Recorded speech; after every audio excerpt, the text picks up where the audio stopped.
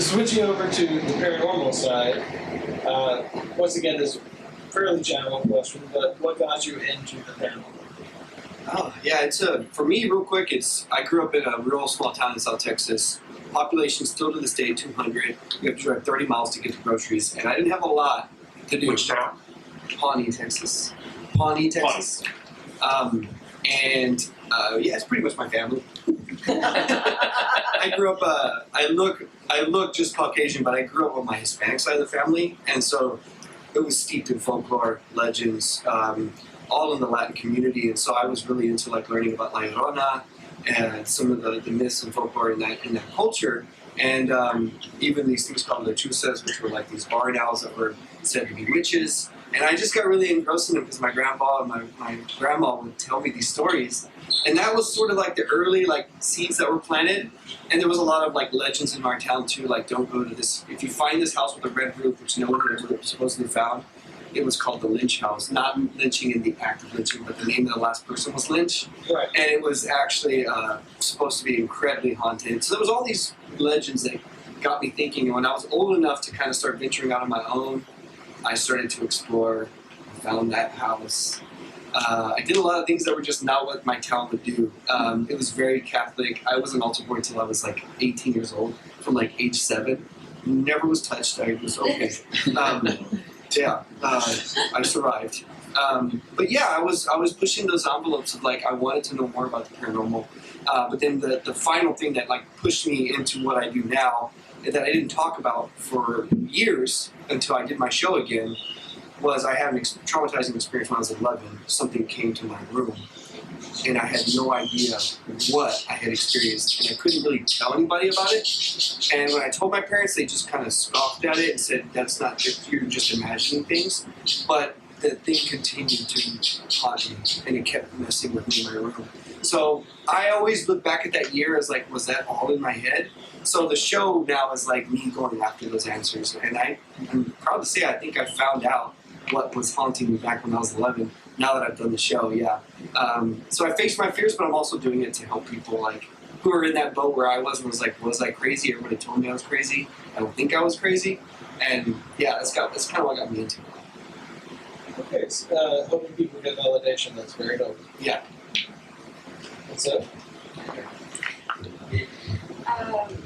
Yeah, I've been obsessed with all things spooky and paranormal my entire life. I grew up, one of my aunts actually, she's also that way, and so I grew up with her telling me ghost stories as a kid. So I was that kid when I would go to bed, like, I don't want just a bedtime story, like, tell me a ghost story, you know, that was me. But similar to Stephen, I feel like most people in the paranormal world, you kind of have that event where something happens to you, and you're like, what was that? And so mine was when I was 8. I ended up seeing an apparition after my great-grandfather died, and it was this like baby blue apparition. I remember even the next day, I was like walking around as a little 8-year-old, walking around my grandparents' house, like looking for mirrors or anything that was this color blue that could have maybe reflected it. You know, I'm like walking around looking, and my mom and my grandparents are sitting at the table, and they're just like, what are you doing? And so I tell them, and they all kind of look at each other, and nobody says anything. I'm like, oh, okay, all right. But yeah, after that, it was just, you know, experiences, lots of experiences. It was the running joke in my family. Oh, you want to know somewhere's haunted? Your house is haunted? Just take Nicole, she'll tell you. So yeah, going through that and having those experiences, it just, you know, like as humans, we want to know what we don't know. It's why we hate cliffhangers, right? So you just start investigating it and researching and going in there, going to haunted places, and it's kind of like an addiction almost. I feel like, you know, going into these places and you just like want to know, and I mean, I don't know if we'll ever know, but it's fun trying. Cool. Yeah, that's very good. Well, I mean, there's the fear of the unknown, but then there's the curiosity of the unknown, and so that pushes a lot of people. And speaking of that, so for y'all, once again, what's one of the strangest things you've had happen? That is just on your top list of, okay, that just happened, that was weird. Guys, for me, it's a lot because I started the show. It never was like this before the show. Obviously, it was weird what happened to me when I was 11, but you probably know this because you know Sarah. But meeting Sarah, so Sarah, it's kind of like, we try to shorten this story because it's crazy. But it's just every time we do a case now, because Sarah's now a part of my family, like she's one of my best friends, and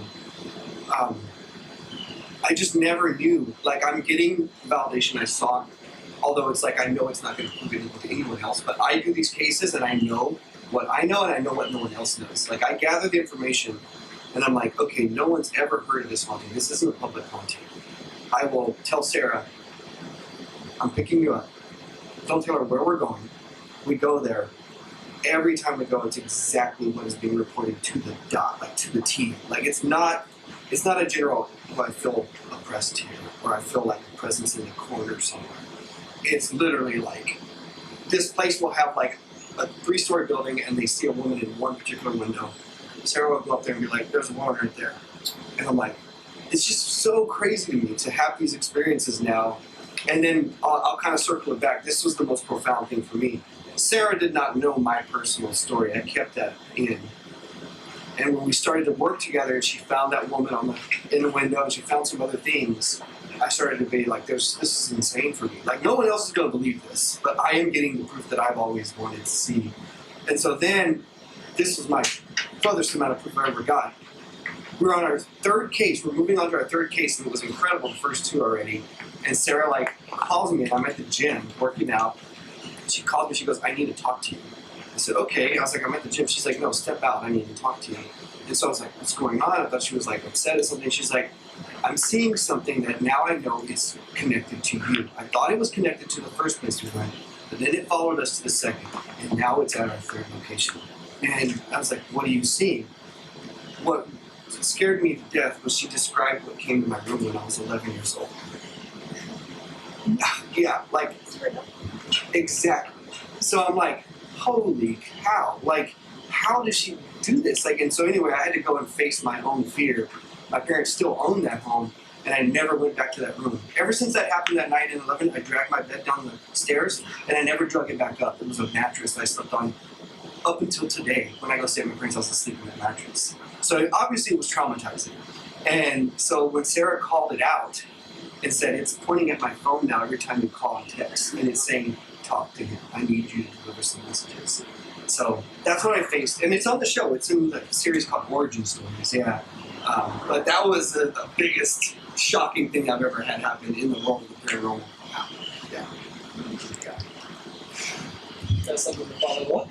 Sorry, yeah. Oh yeah, It's well, pretty epic. I don't know how it all happened, but that was insane, yeah.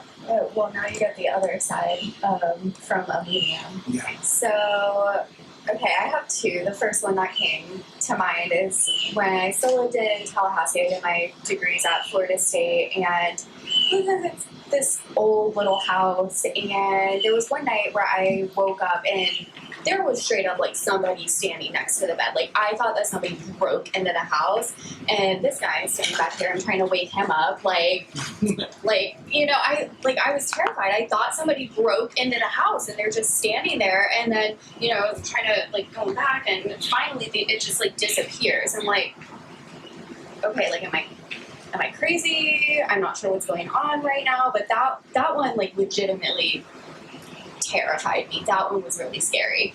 And then the other one, kind of along the lines with the investigations and getting evidence. So having these abilities, I also still sometimes think I'm crazy and like don't believe it.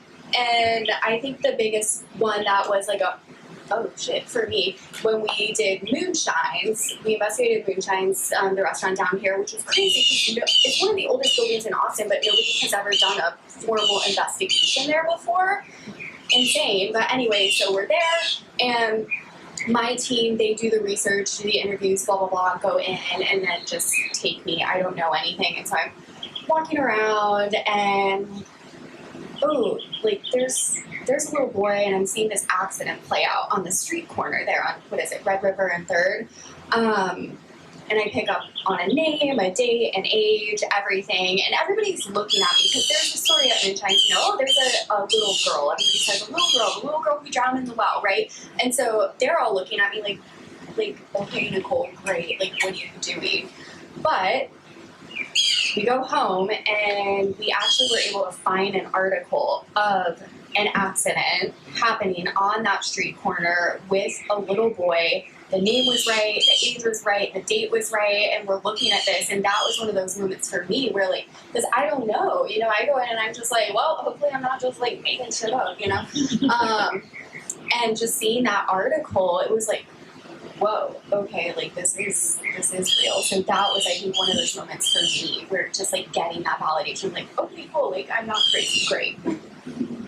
Motivation, right? I mean, to be able to, it's one thing to believe something or experience something yourself, but then you have that self-doubt the entire time, but then to come across something that seemingly, you know, you could not have known and have that is nice to have. And let's actually open this up to the horror film side. Have you guys ever had an odd or weird experience either on set or in real life that you just kind of like, okay, that happened. I don't know what happened, but I get asked this question a lot since you make horror films, I think, and you go to a lot of spooky places. right. And I feel bad because I'm definitely the skeptic here right now, and so no, I mean I think things have we get because I get asked a lot about like what's going on in this thing, or there'll be a story and like, oh, that place was haunted or this thing happened or whatever, and some of the crew sometimes will tell me some things like, I don't know, I'm feeling something or whatever, but I've never had anything like that, or if I have, I'm so quick to dismiss it that I'm not embracing like what that could have been. Like I'll admit that. So I was like, oh, that's this, or like that's a squirrel. It's not even a squirrel, it's just a squirrel. I know it's a squirrel. Like that kind of thing. Like no matter what. Not that I'm saying there are squirrels, but it's all right. I still think there's a It's all right. Yeah. Working on Act 3 right now. Yeah, we have to make time. We have time on this. But no, unfortunately, I can't think of anything. My brother probably has some stories, but. Well, that's from you. And Terry, your brother. Oh yeah, that's true. Okay, there you go. That's explaining too. So. It's funny. Like, I don't think I have necessarily like the gift that Nicole has of sort of being able to sense what's beyond. And also I think like what Aaron's saying is like often the horror that I put into a movie is not a horror I necessarily believe in. It's like a metaphor. It's an entertainment. It's a story, and I think stories have their own power. In that, I mean, the scariest thing I think and most bizarre, surreal experience was the presidential election of 2016 for me, and it continues to terrify me. But I did have this one experience. I was writing for a director. I was writing a movie that ended up coming out called The Axe Murders of Belyeu, and it was based on these actual murders that happened in Belyeu, Ohio. Is it Ohio? Yeah, Belyeu. So, and basically, it's a small farmhouse where 7 people were killed in their beds, and horrible. And it was never found out who caught them and ripped this small town apart. It was about 105 years ago that this happened. And so I wrote my sort of draft and everything like that. And they said, well, we want you to go to the director and one of the producers and stay the night in the house where this all happened, because you can pay some money to do that, and do a note session. And I was like, well, that's not cool. And so we did. And everyone, like, it was interesting because it was me and the director first, and we were staying there, and he had a very scary experience staying at this place some years back, and that's why he wanted to make this movie. And when we were there, like, I could feel this place, this feeling, like, as much as I feel humidity now, like a sort of sense of dread, like, oh my God, and everything like that. And he was like, we're in the mood. And as much as you can feel romance when you kind of light candles and you have a glass of wine, like you could feel that, oh, we're getting into the place where we're going to be having romantic relationships or intimate relationships with whatever's here. And then our producer showed up, Seth Kaplan, and he's like, I bought some beer, woo! I'm like crazy, and totally broke it. Like totally, like was not in like it's like someone walking into church with a whoopee cushion, like woo! Like, well, that's done with that. And so we stayed up all night doing notes and talking, but there was sort of one instance that for me I was like, I've got to be really open to this place because I've been writing about everything that happened here as if it were fiction, and I really should honor that. No, it was something really tragic and traumatic happened here. And the one thing that happened, this place is often people, ghost hunters are often there, paranormal investigators. And in the morning, as we're getting ready to go and everything seems okay, we hear this. And run upstairs, just the three of us. And there's this sort of like motion sensor that had been left by the last group. And it had just in the morning gone off, and no one was upstairs, nothing. And I was like, ooh. And I went home and wrote the next draft. The real tragedy was my page. Yeah.